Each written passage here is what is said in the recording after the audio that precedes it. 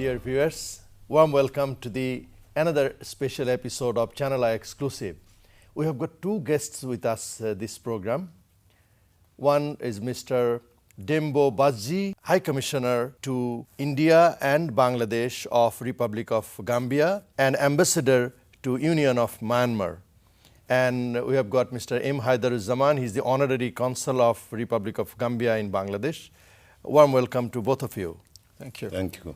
Mr. High Commissioner, please tell us about your, you have been designated to Bangladesh. What is your feeling to be here as High Commissioner? First of all, I must once again express my profound thanks to His Excellency the President of Bangladesh, the government and the people of your country for the warm reception I have received since my arrival about 6 days ago. And it's one of the greatest feelings to be accredited to a broader Muslim country like Bangladesh. I have been to many other countries as ambassador, but the feeling is greater with me with that of Bangladesh because we share a lot of affinities. We are all members of the OIC. We belong to the same Islamic Ummah. And we have had very strong relations in the past, which I am here to re-establish and strengthen the relations to a very high level, to the extent that we will soon be seeing Gambia-Bangladesh more intense interaction. So really, I'm very pleased to be here. Please tell us about exact goal we can achieve between Bangladesh and Gambia. What is the special from your point of view to Bangladesh? What kind of business Gambia can look at Bangladesh? Well, you know, of top priority in the development agenda of the Gambia is agriculture, number one. And in terms of agriculture, Bangladesh is to be recognized and admired for the fact that in spite of the natural calamities in the Asia region, Bangladesh is able to stand the test of time in terms of sufficient food production to take care of the population. So the expertise, the experience, the technology that you have in agriculture, the Gambia stands to relate to you so that we can benefit from such expertise and experience that will enable us to boost our agricultural production in the area of food security. So this is very key element of my assignment to establish a very strong technical bilateral cooperation between the two countries in the field of agriculture. That's priority number one. Priority number two that we aim to achieve with our relations with Bangladesh is in the area of health. Health. Health. We need from Bangladesh your doctors and your nurses to come and join hands. How many with of us. them can be employed in your country, Gambia? Well, as much as we have. Oh, that is, the number is indefinite. Yes, it's indefinite because right now we had only 2 major hospitals prior to independence, but over time we have been able to increase this to 5 major hospitals. What Bangladesh can look upon Gambia to boost our business, and what are the areas Bangladesh can march ahead with that business idea? Gambia has got several basic points where we can add up our values to Gambian economy, and also we can benefit greatly. One is agriculture, as His Excellency was saying. Agriculture where we have good farmers, we have the experts here, and we have the technical know-how. They have a lot of fertile land, and we have already got some land, and we are under process of getting some more land where we can grow rice, where we can grow other crops and can mitigate the local demand, and also we can help Bangladesh by exporting some of them to Bangladesh. That is one side. The other side is the trade and commerce. They import 100% of their medicines from outside, mostly from Europe. And there, our pharmaceutical industry can easily get in and export pharmaceuticals to Gambia. They can have the Bangladeshi industries can go and set up their units in Gambia and export it using the AGOA benefits to American market, which is duty-free access. What is that AGOA? Can you just elaborate this? This is an agreement between the African state and the United States that the African states' goods can enter into the American territory without any duties and taxes. Where Bangladesh can be benefited out of that AGOA with US this Gambia has? Because now, if we are exporting from Bangladesh to the United States, United States importers are paying a tax in the United States for importing out of Bangladesh. This tax they don't have to pay if they are importing from Gambia. So this is one of the facilities that Bangladeshi industrialists that are willing to set up industries in Gambia and enjoy these facilities. And logistically, it is very closer. It's only 5 hours flight from Gambia to the United States. And the third issue is the port. Gambia has one of the state-of-the-art port. And seaport, which is named as Banjul Port. And this is serving the whole region. But Gambia is a small country, but the user of the port is another 6-7 countries. Regional countries. Regional countries who are sitting behind Gambia, who are landlocked, like Guinea-Bissau, Guinea-Conakry, Burkina Faso, Mali, Senegal, up to Mauritania. And all these countries are right now importing and exporting their goods via Banjul Port, where we can really play a bigger role. Our shipping industry, our logistical industry, we have a very strong logistical industry. So these are the three parts that Bangladesh can look upon. They can very well look Mr. Badjie, can you tell us about the point you were actually describing, that employment can be exported to your country from Bangladesh? If we have a technical cooperation agreement between the two countries, whereby Bangladesh supplies us with doctors and nurses. But and what will be their wages? Can there be any kind of discrimination like other countries and your country? Because we heard that the West African countries are not that rich like the Western destinations for our manpower we have. So can there be a good kind of salary and wages for the nurses and doctors? Well, if it is at the government level, that is considered as technical cooperation. The wages are retained by Bangladesh, and the Gambia retains the accommodation, the transportation, the communication, and monthly pocket money of $500 or $1,000 a month. That is what Gambia can afford under the technical for the doctors agreement. Or for the nurses you are talking? For both the doctors and the nurses. But Bangladeshi doctors are earning a lot at home. Yeah. Then why would they go beyond their territories for that kind of a small money? Their earnings are retained by the government. Okay. If it is government level, I'm not talking about the private sector. I'm talking about government to government. How about the private sector? The private sector, doctors, once the information reaches the Gambian private clinics and hospitals, they are in a position to recruit doctors and will put them on very good wages that they don't have to come down because of going there to come down on their You just said that you have got only 2 hospitals now.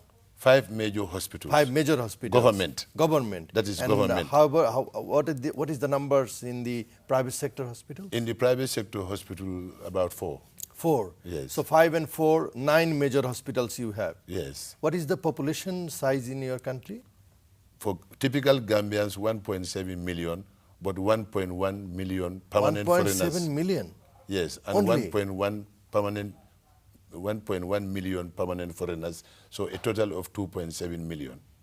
Oh, only this Dhaka city contains more than about 15 million population in one city. So it's a fairly small country. Yeah, but the smaller the better. The smaller is the better. The small is beautiful, then yes, it's beautiful. For example, one advantage to the smallness is that we are the highest tourist destination in West Africa. 500 to 800,000 tourists a year from all over Europe. That's a good amount. Yeah, because of the peace, because of the friendliness of the people, because of the infrastructure. That we can for feel talking to you. We can Yes. feel the warmth and freely Yes. and the fair and Yes. nice way of talking and having the opportunities available for safaris, river cruise, you know, ecotourism, the African experience. What is the economy size you have in your country? What We are importing more than we are exporting. Okay.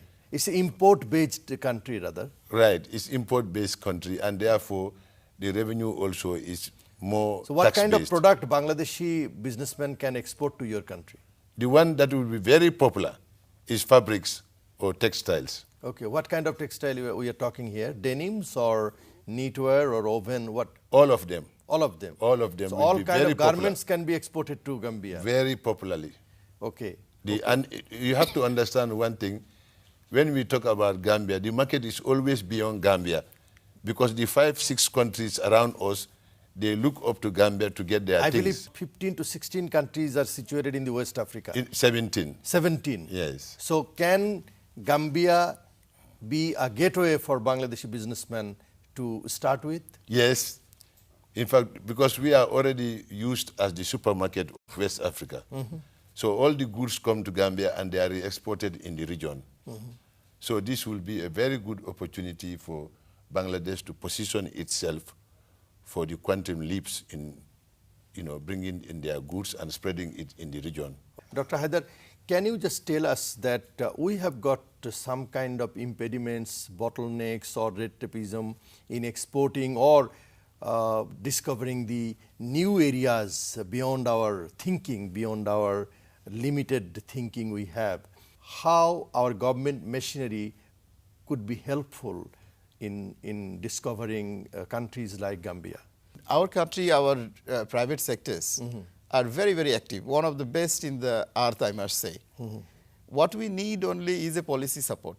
We don't need any kind of a big help from the government. We want the policy support from the government. Our private sector can play all the roles needed. So any policy support will do for the private sector to go and do their investment. Like we are currently struggling with one thing is that our policy doesn't allow us to take the foreign exchange, foreign currency from here to make investment into foreign countries.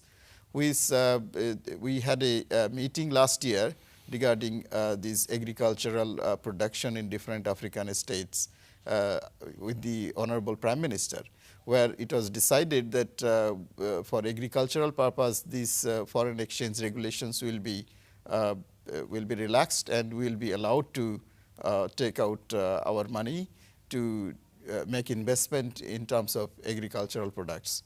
I think this is a great opening and this is a great message for the country's private sector people. What is the per capita income for every individual in Gambia?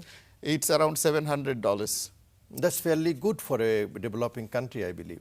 It is. It is quite well. At least double than the Bangladeshis. It is.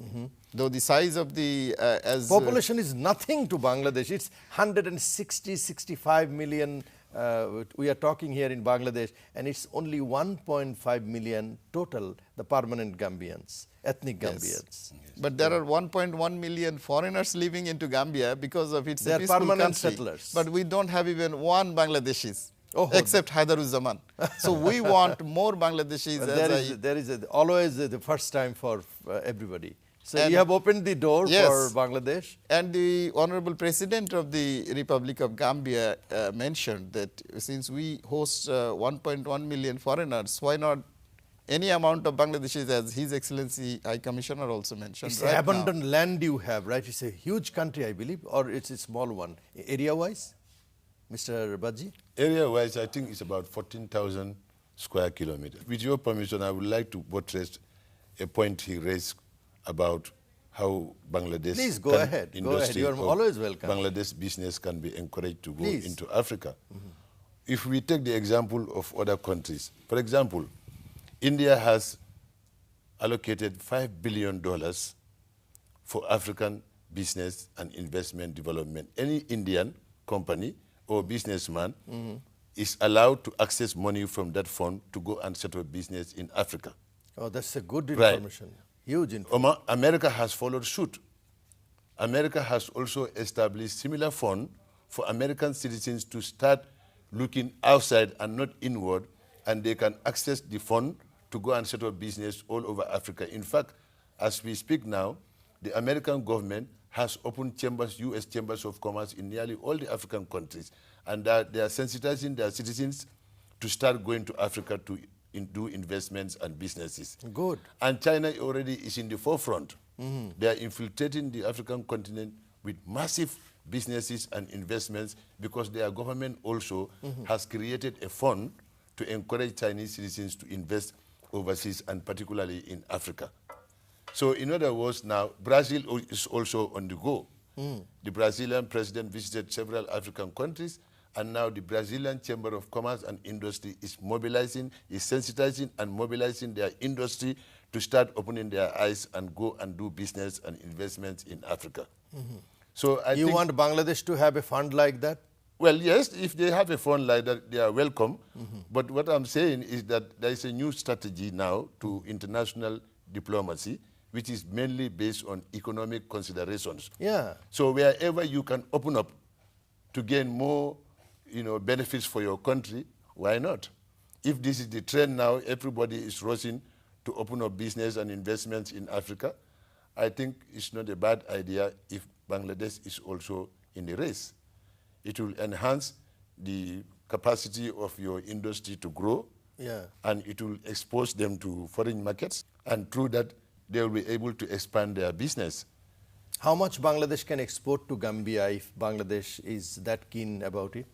Well, the issue is, as I mentioned to you earlier, that Bangladesh is not only Bangladesh can look at Gambia. The moment you are putting your footstep in Gambian soil, so the possibility is enormous. Yes, the possibility is you enormous. are putting your footstep into 7 other countries. Yes.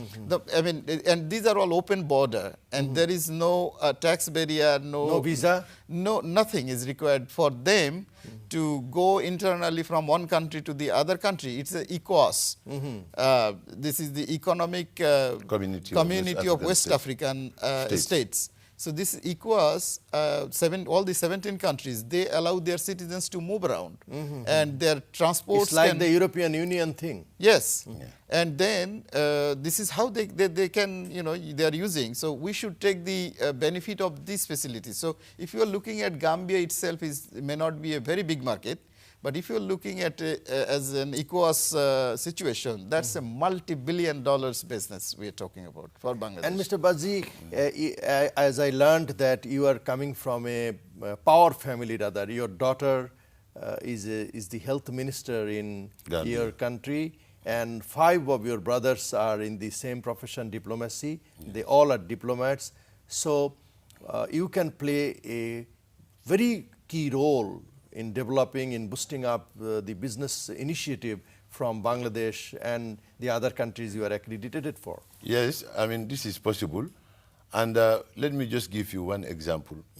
The Gambia imports nearly $350 million a year of rice, not to talk about the rest of West Africa. And rice is the staple food of not only Gambia, but the whole of West Africa.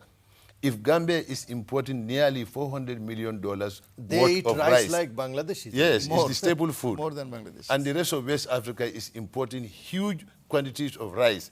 And Bangladesh has the expertise, has the know-how, has the varieties of rice we want. Oh, yeah. So just imagine, if this is possible, we don't have to... The real hero, Mr. High Commissioner, the real hero in our economy is the agro-based farmers we have. We really hope that Bangladesh and Gambia can be strengthening its relation between these 2 friendly Muslim countries, moderate Muslim countries, I believe, and the business will grow and grow further.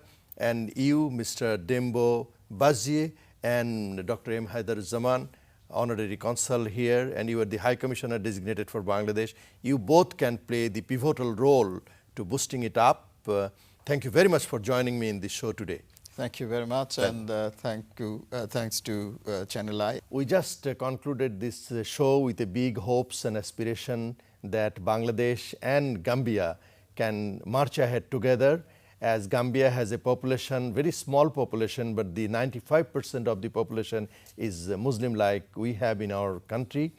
And Bangladesh businessman has got immense potential in their folds to go beyond their territories, their border, and the business between these two countries can be huge, because Gambia can be used as a gateway for 17 open countries in the West Africa. Thank you very much for watching this show, and it's all love out there.